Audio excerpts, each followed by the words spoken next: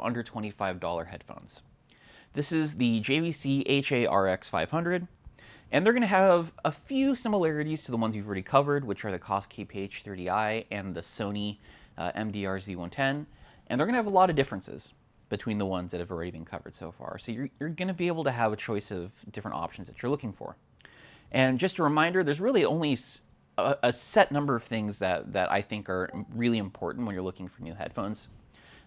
Besides sound quality, you also have, does it meet your price range? Is it going to fit your intended use? What is the build quality like? And how modular is it? What can be swapped out? What can be repaired?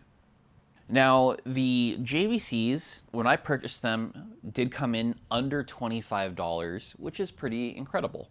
At least I felt so on the front end. Now, the thing is that for my sound quality wise, it doesn't meet my personal taste, but we can discuss that later.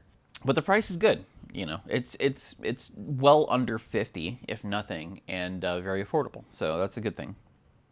And it's good to have options in that price range too. Now, the intended use is going to depend really on you. Now, these are very efficient headphones.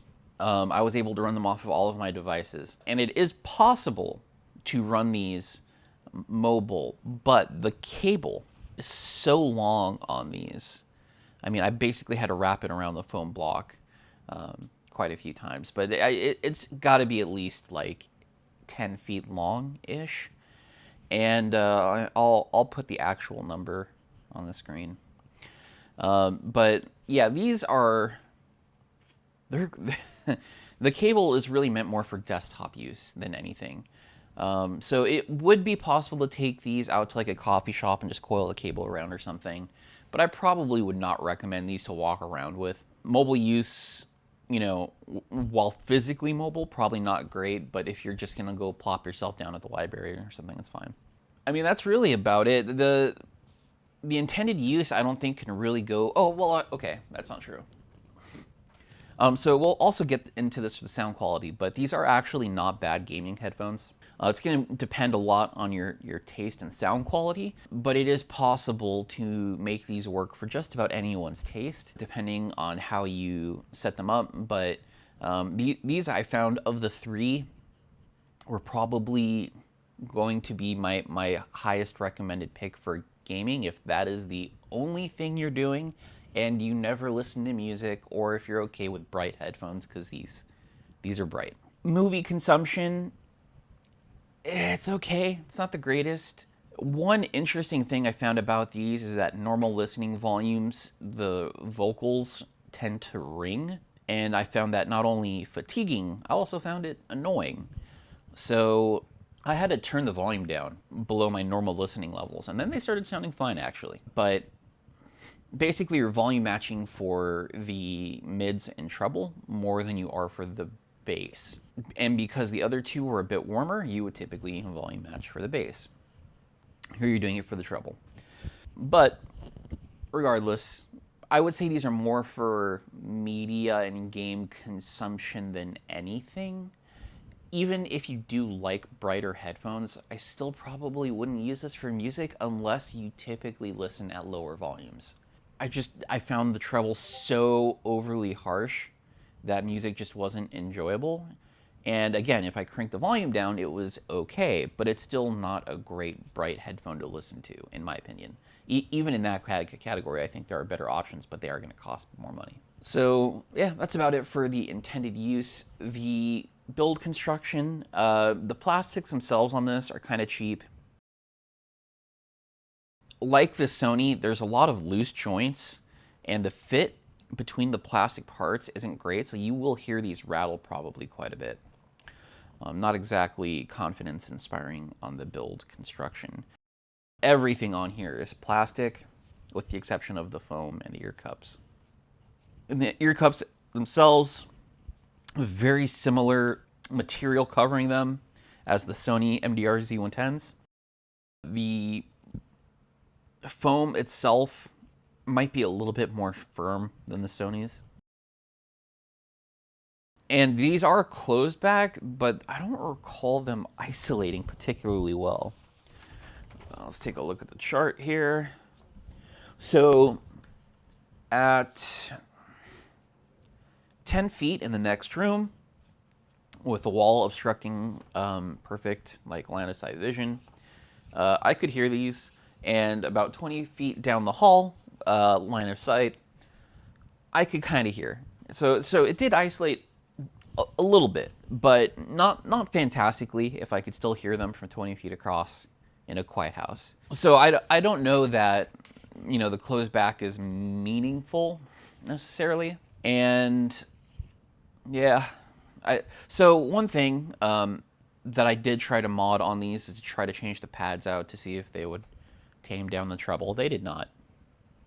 It did make it a little bit more comfortable on the ear, but it didn't really improve the sound, so I just put the pads back. I think I used Brainwaves to give that a shot, and it was relatively easy to put the old pads back on, so that's good.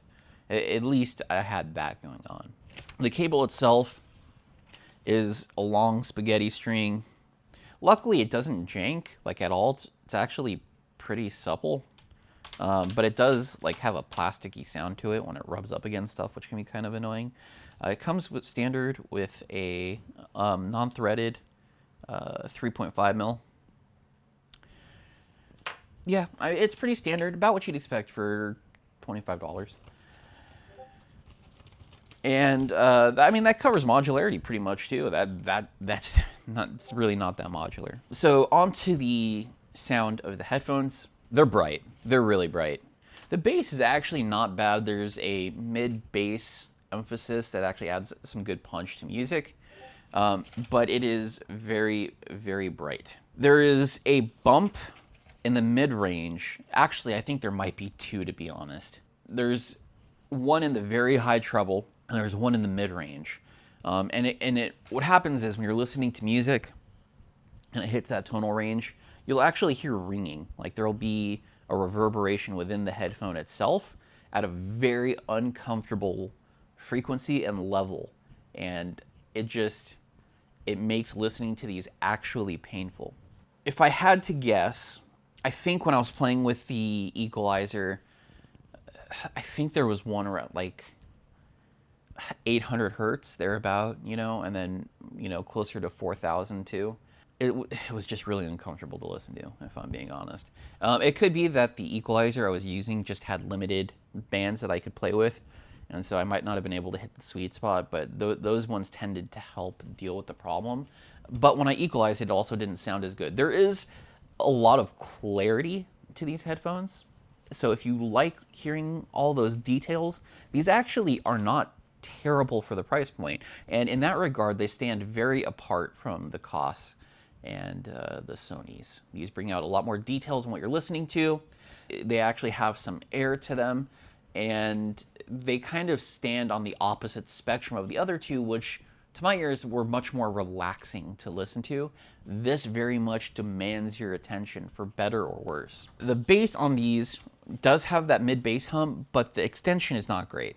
It doesn't go very far down into the sub bass, which I also sort of wouldn't expect for, you know, for $25. The actual comfort in wearing these was okay, even with glasses. If you know, take out listening to the music itself, the pads do generate a little bit of heat when they get a seal around your head. So some people may find that uncomfortable. And I think these things really stand out compared to the other two. In their detail retrieval, but also I find the imaging is a bit more precise than the Koss. The stage is larger, even though it's a closed back. And I just felt I had a better idea of where things were coming from compared to those other two that are in this price category.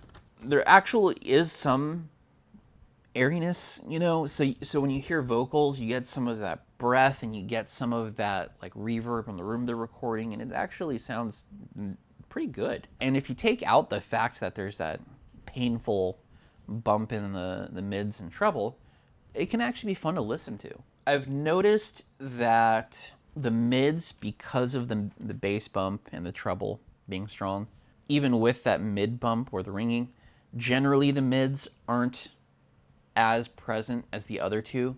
And so things like male vocals can take a back seat to other things going on in the music. Female vocals have less of that problem as they start going up towards the treble.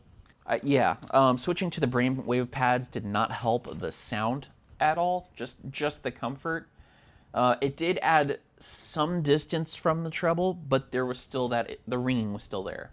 And again, if you turn the volume down, if you're okay with lowering your normal listening volume, this isn't, like, a lot of those problems fade away. The overstrident treble, it retains the detail, it retains the airiness, but it doesn't have the ringing or that painful harshness anymore. And I actually just kind of, when I was testing these, about halfway through the listening experience, just trying to find ways to make it work for me, and turning it down about, maybe like turning it down by a third of my normal listening volume on my Magni Heresy did help. I did put these on a tube hybrid, the Valley 2, just to see if it would help things out a little bit. It really didn't. These seem to be agnostically painful depending on your amp source. The only thing that I've really been able to do to reliably help lower that problem is to just lower the volume. Like I said, these are going to be kind of different in the than the other two in the category. The Sony and the Koss headphones tend to go more for a fun, warm, inviting sound, and the JVCs stand in stark contrast to that. Those headphones go for on-ear, these go on over-ear. They go for warmer, kind of warmer leaning tones. This goes bright. This goes for details, air. They tend to have a little bit more bass emphasis. Acoustic Instruments actually sound fantastic on these. That's one thing I should say, is if you like acoustic music, live performances, strings, violins, acoustic guitars, folk music, jazz, that kind of stuff, or country, I actually prefer these over the other two headphones. The other two tended to be much more fun for things like pop, certain types of rock music. I think they did better, especially because a lot of the bands I listen to have male vocals, and male vocals being recessed didn't help any. But there's a lot of contrasting parts to it. And so the other two, I think the Koss probably would be the biggest competition for like gaming and media consumption. The Sonys can do it, but the really warm tones, I find personally, they're workable. They're not ideal for gaming. This and the Koss are probably more ideal for the type of sound you're looking for in video gaming. But yeah, it's actually, the choices between this and the other two are probably more meaningful between the Sony and the Koss. And another difference between them actually is I mentioned this before, the cable length. The short cable length on the Sony and the Koss make it very difficult if you're running a source that's not next to you. For instance, in my personal computer setup, my computer is probably about 7 or 8 feet away. And if it weren't for the fact that I ran a longer audio, I think it's a USB and a Toslink. I ran a longer cable to my DAC, and the DAC is sitting on my desktop. I wouldn't even be able to listen to them if I was running straight from my computer. So the cable length would be too short for my setup. And this, on the other hand, would work because of the longer cable. So I feel like those two are really more meant for mobile use, not just to pack up and take to a coffee shop, but also to like actually wear while you're physically active. This is not meant for that. So yeah, I mean, you also have the larger fit and size. So if you are looking for an over-ear instead of an on-ear, I think you'll be more comfortable. I personally have issues with the on-ears. The Sony actually isn't that bad when I'm wearing glasses. The Koss are uncomfortable, which I mentioned in that review. And these, again, I have no problems wearing glasses, which is kind of surprising. And the type of music they excel at is very different too. I'm not gonna say I give a blanket suggestion that people buy these. They are for very specific purposes, very specific tastes. You have to listen to specific kinds of music. You have to have a specific type of tonal balance that you prefer. You have to have it in a desktop setup and it's going to have a hard time sort of flexing into those other roles unless you just want to carry around a coiled up cable that's just dangling. I mean, it's really not the most comfortable experience. I actually did try it, and I folded up the cable, I cinched it down, and I just threw it into my shirt pocket, and it was still not that great. It felt super goofy. Yeah, I would say if you can fall within the specific use cases and you're okay with lowering the volume a little bit to take away that harshness in the ringing, then these are actually pretty good. That's a lot of ifs, but if you can get within those categories, I actually find them to be serviceable. I will say there are legitimate options between the three. There's, I'm not going to say you're an idiot if you pick any of them. There are valid reasons to choose them. I will say that moving up to the next category, I think you'll start to find a little bit more universality in the types of uses you can have for your headphones, but you will be giving up that mobile quality because they all still have fixed cables, and they are on the longer side because they're meant for desktop use. They're all full size, but in the 50 and under category, I think you're going to start seeing a little bit more universality of how much I would recommend them for what purposes. The drivers do start improving. But yeah, under 25, any of the three, there's completely valid options. I think I've laid out the ones I found would be the use cases and the reasons why you'd pick them. But thanks for watching, and I will see you when I start the next series for headphones under $50.